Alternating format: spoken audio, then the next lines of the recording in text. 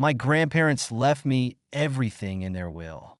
My siblings fought to steal it, and now they're out of my life.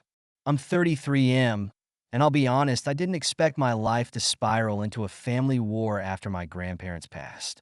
We weren't the perfect family, but things weren't this messed up either. My grandparents raised me more than my own parents did. My mom and dad were always busy, and I found myself at my grandparents' place more often than not. I didn't mind, though. They were good people, always caring and supportive, unlike my siblings. So when my grandparents died, I was crushed. But it got even crazier when I found out they left everything to me. The house, their savings, even the small cottage by the lake, it was all mine. And the kicker? My brother, 38M, and sister, 36F, got nothing. Absolutely zero. I knew they'd be pissed, but I had no idea the hell that was about to break loose. It started with a phone call from my brother a few days after the will was read. "How the hell did you get everything? This has to be some kind of mistake."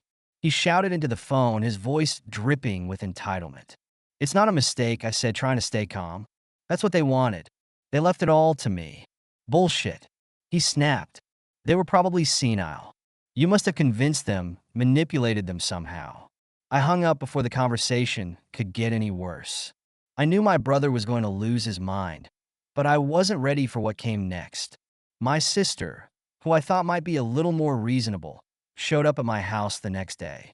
She stood at my front door with her arms crossed, giving me that fake smile she always used when she wanted something.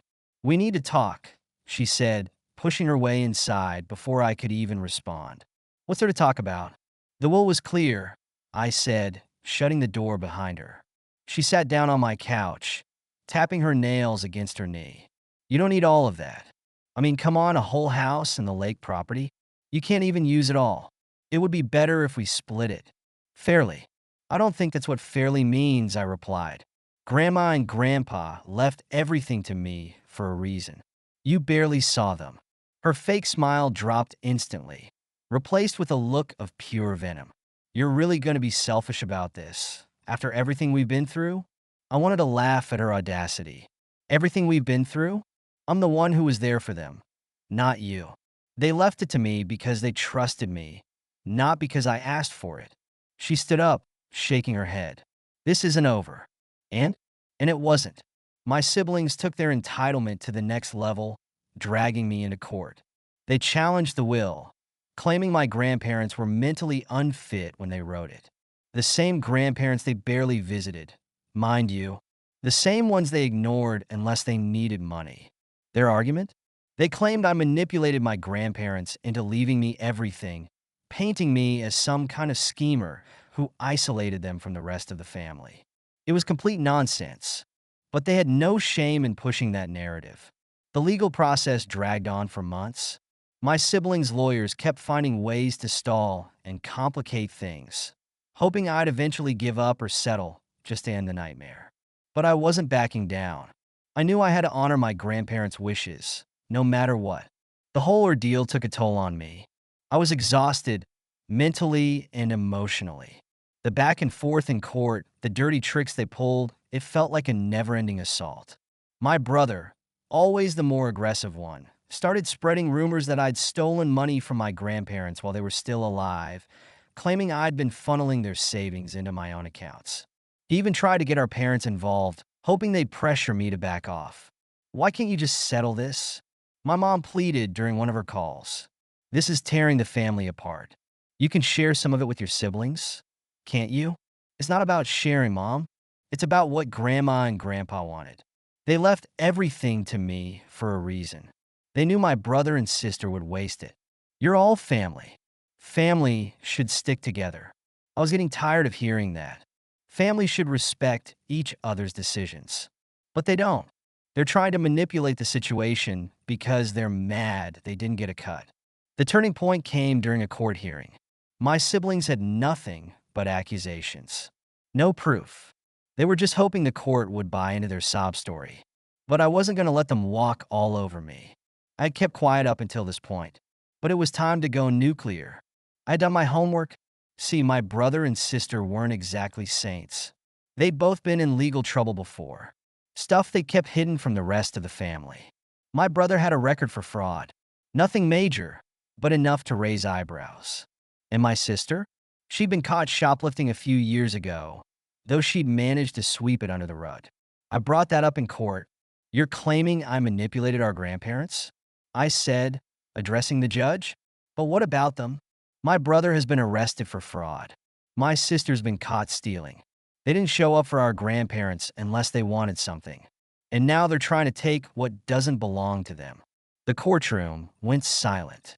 My siblings looked like they'd been slapped. I could see the rage building in my brother's face. But he couldn't do anything about it. The truth was out now. My lawyer backed me up, presenting the evidence we'd gathered. The judge wasn't impressed by my siblings' baseless claims. In the end, the court ruled in my favor. My grandparents will stood as written, and I was granted full control of the estate.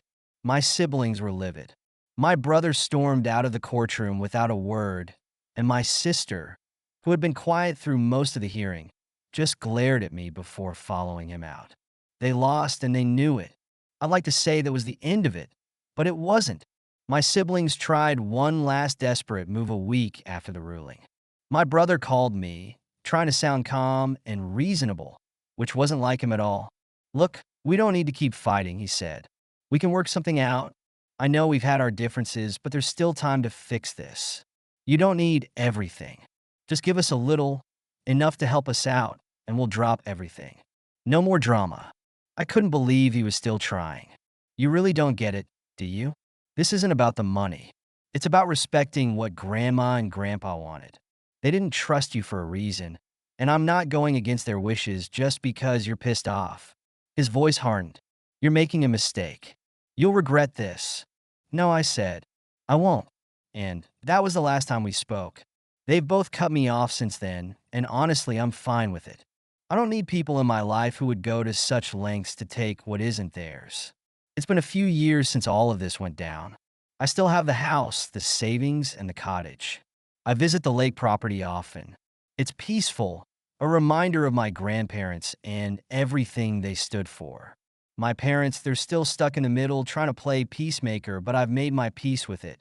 I've come to terms with the fact that sometimes, even family will turn on you when money's involved.